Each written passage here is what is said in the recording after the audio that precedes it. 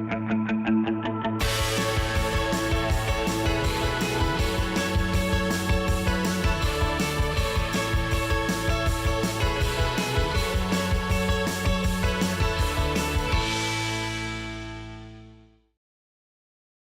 and welcome to Prince George Up Close. I'm your host, Grant Bachand, and you might notice that I'm actually not in Prince George right now. I'm currently in Paris, France, enjoying the beautifulness and sun of Europe. Today's episode, we're going to be speaking with Mike Morris and Shirley Bond, asking them about the BC Liberal Party and asking what the BC government is doing for us in our community. Welcome to Prince George Up Close. I'm your host, Grant Bachand, and today we have a very special guest, Minister Mike Morris. How are you doing today, sir? I'm doing excellent, thank you very much. What's a daily routine for you? Is it probably different every single day, or? Well, yeah, every day is different, but I generally start in the morning, and I get daily briefings from my communications staff, so I will read everything that comes out that pertains to issues within my ministry. That takes me about an hour in the morning. Read all the news clippings, and then I'll read our local paper in the morning. I'll try and have a conference call or two in the morning, head into the office, and if I'm in Prince George here, and look after my constituency work, and Charlotte and Sharon, and I have Willow and Mackenzie, make sure that my days are full when I'm here. And I've got a whole great staff down in Victoria that makes sure my days are full down there. What motivated you to get into politics for the way back, I guess it was in 2012? No. Yeah, it does seem like way back then. It was 2013. 2013, there we go. And when I retired from the RCMP at the end of 2004 actually, I had no interest in politics. I don't mind helping out behind the scenes, and Pat Bell asked me to be on his writing association at that time. And it wasn't until early 2013 when Pat asked me if I would let my name stand and run, and I couldn't think of a legitimate reason to say no, so here I am. And you know what, I certainly consulted with my family, and I had full support from my sons and their wives and my wife and everybody else, so that made the decision quite a bit easier. Made it easy to go into politics. Yeah. Was it a shock when you first got into it, or were you kind of expecting it to be what it is? No, well, you don't know what to expect because you've never been in that kind of a role before. But what I found was the significant difference in the parallels between being a police officer and a politician, because you're dealing with people, you're dealing with people problems, you're dealing with legislation and policies and all those kinds of things in trying to help the public. So the parallels were there.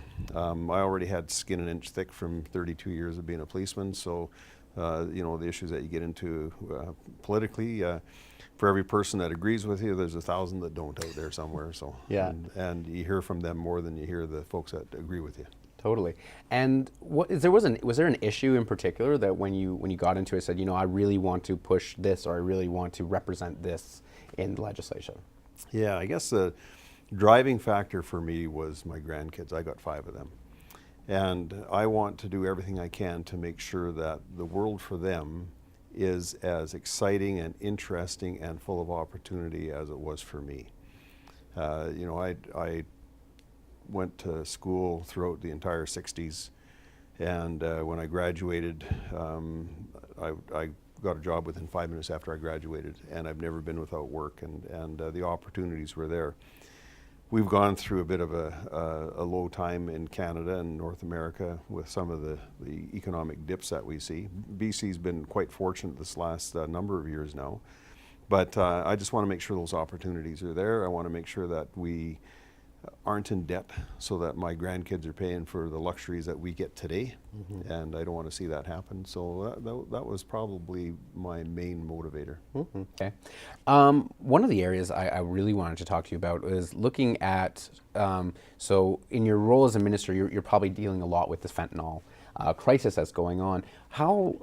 Why is this why is this hitting us so intensely? Why is this hitting British Columbia by such a huge wave? You never heard about this 5-6 years ago. At least it didn't seem like it. And all of a sudden it's everywhere. Yeah, no, it is a problem. It's one of the issues that keep me awake at night. Fentanyl is a deadly synthetic opiate, and you can manufacture it quite cheaply in comparison to a lot of the other drugs that are out there. So we're in close proximity to China, which seems to be the most significant source country for fentanyl in British Columbia and North America, quite frankly. And so they ship it over in large quantities, and they mix it with cocaine, they mix it with heroin, they mix it with some of the other drugs to, in my view, to hook more people. You know, raise their level of addiction so they've got a broader market, a greater market, and it's killing them because it doesn't take 2 grains of salt. So fentanyl, the size of 2 grains of salt, is enough to kill you. And that's what we're seeing. You know, we've got numerous people dying in British Columbia every day as a result of fentanyl overdoses.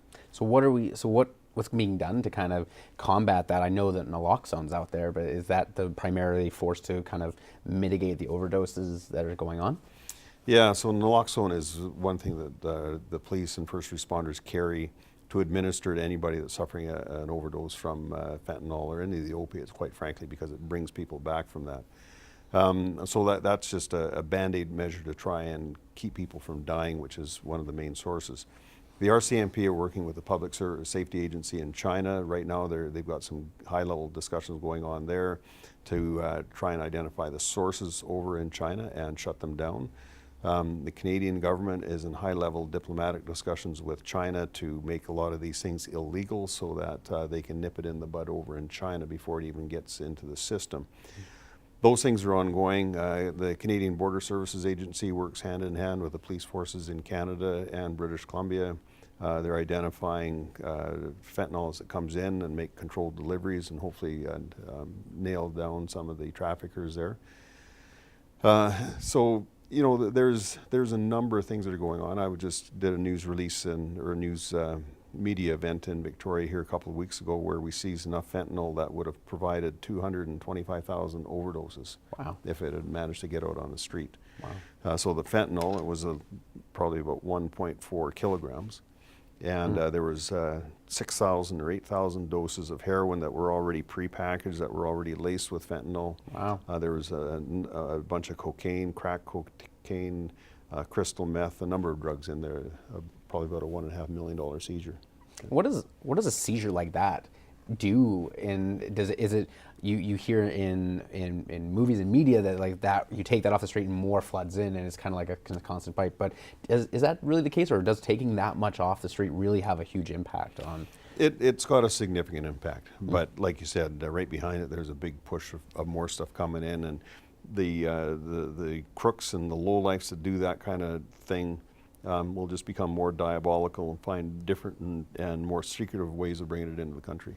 You know, it's interesting, especially at the university. There's almost like a fear, a really big fear right now that's going on, because we seem to be seeing a lot of people who are not long-time drug users that are getting overdosed, but people who are just recreationally using it and being hit by it. And is there a way that, I mean, obviously we don't want people, if drugs are illegal, we don't want them to do it, but that happens, people are doing it. Is there ways that people can protect themselves, or ways that they can be vigilant in preventing that sort of stuff happening to them?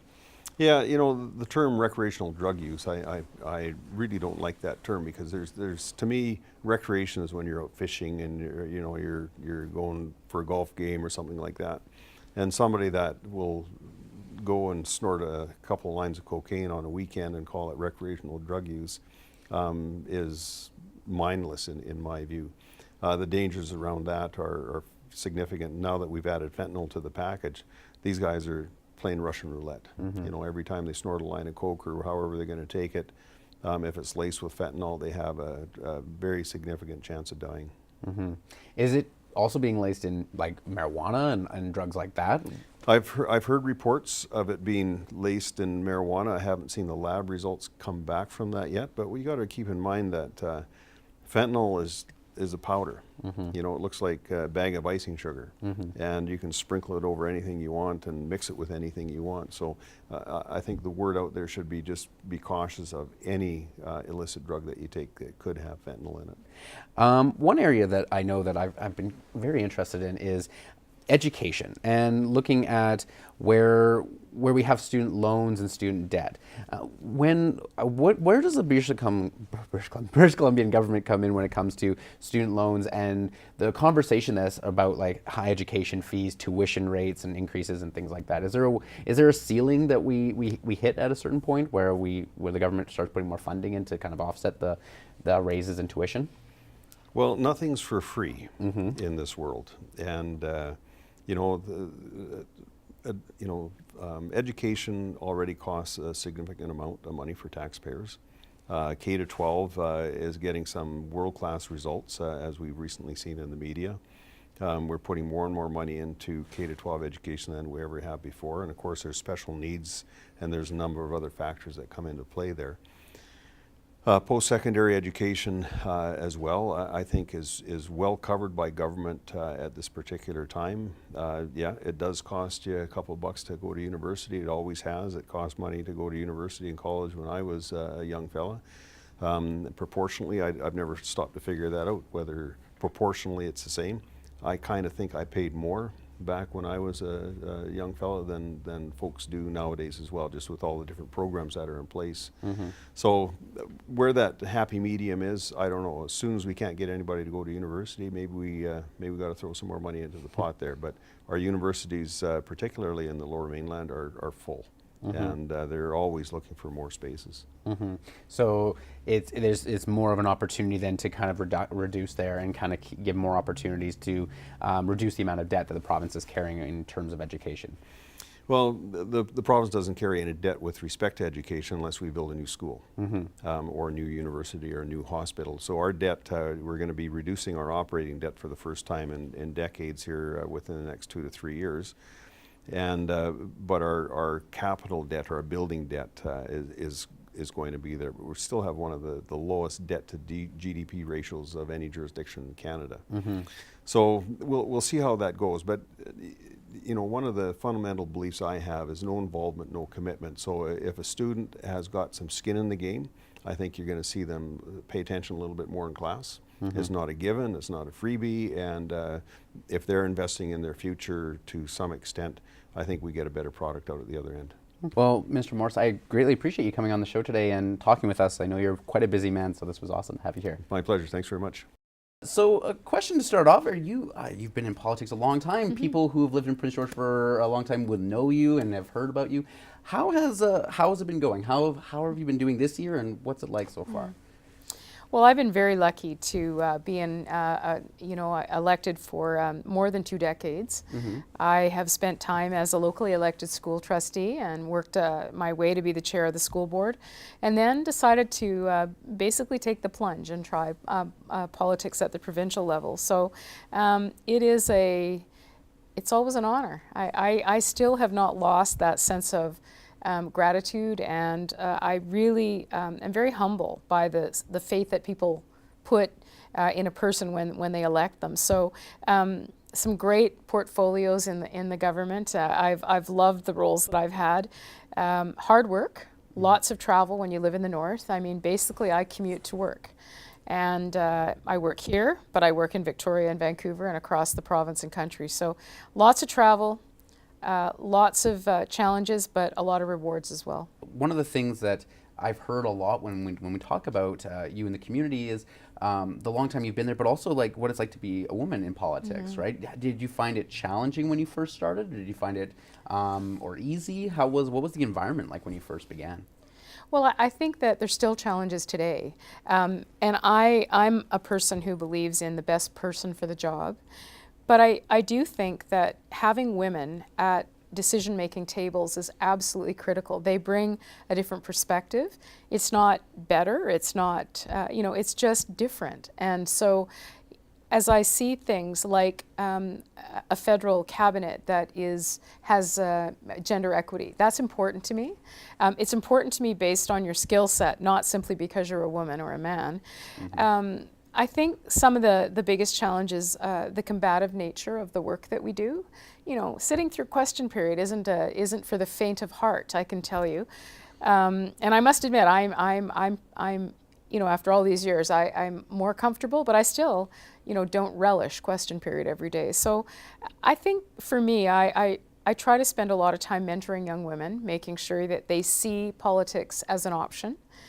But I want women to be included based on their skill set, not their gender. And it seems like in at least right now, looking back, we've seen a lot more plurality happening on certain levels. But there seems to be a conversation that's happening that on boardrooms and CEO offices and in high levels of government, we're not seeing that plurality happen as much as you want. That's actually a really good observation, and something that does concern me. When you look at CEOs, the boardrooms today, there's still a significant gap in the number of women represented at those senior tables. And one of the industries, it's been very interesting to learn about this.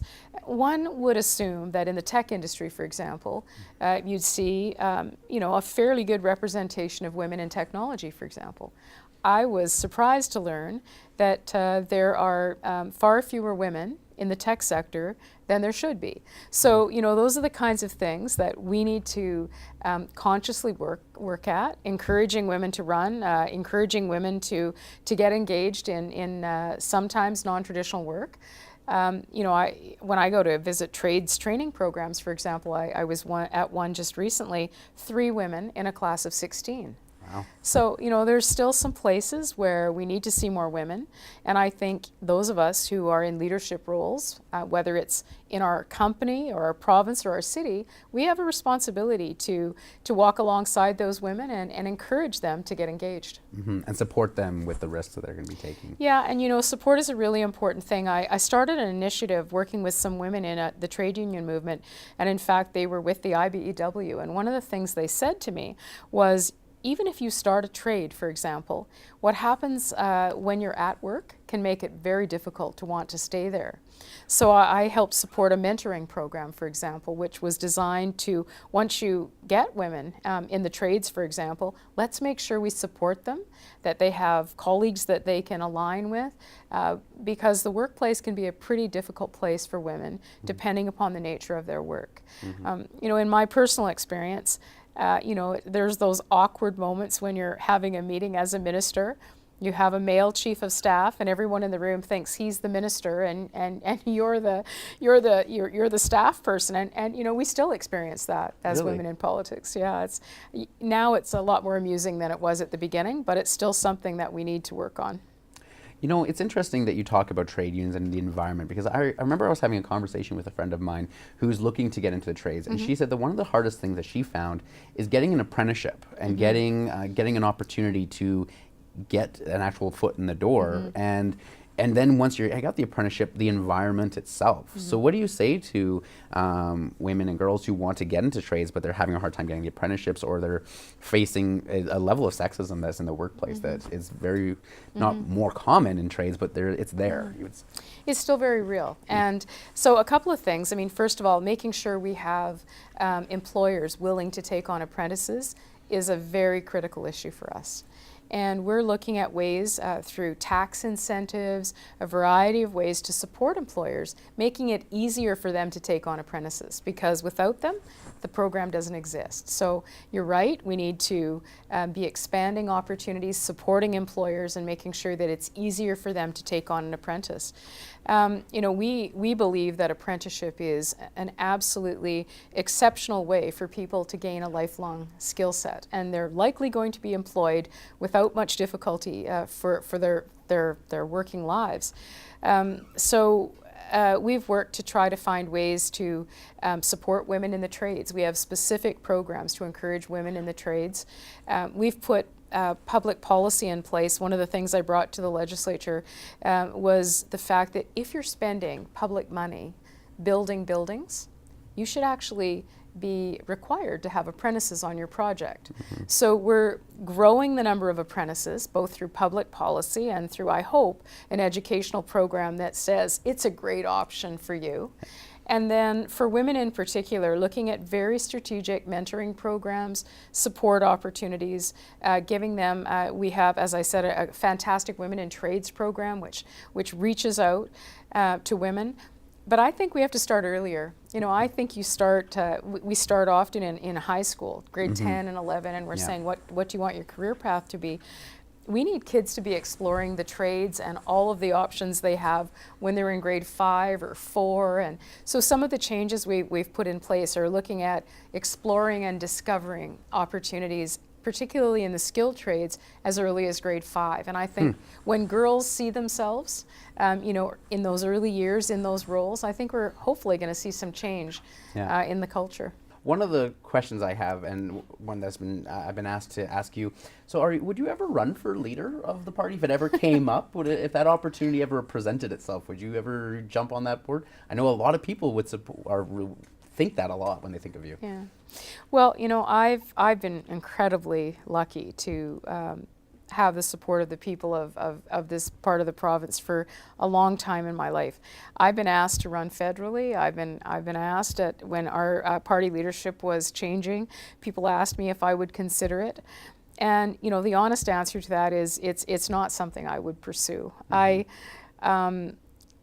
What's important to me is I feel very privileged to have been a cabinet minister for 15 years and have had many of the major portfolios. But what I believe is most important is being a hardworking, constituency-focused MLA first. And if you're going to do those things, it means working every day, long hours. Your family gives up a lot. I'm so lucky to have a great husband and family that care about me and have given me the opportunity to pursue this path. So not seeking higher office, not seeking other office. I do have a challenge ahead of me. We're looking at an election in 2017, and lots of hard work lies ahead. And even that, I always think about, what do I need to do to ensure that I do my very best for the people of Prince George. And all I can say is I work very hard. I love where I live. I believe that my job is to take the concerns we have here to Victoria, not the other way around. I'm not a voice from Victoria.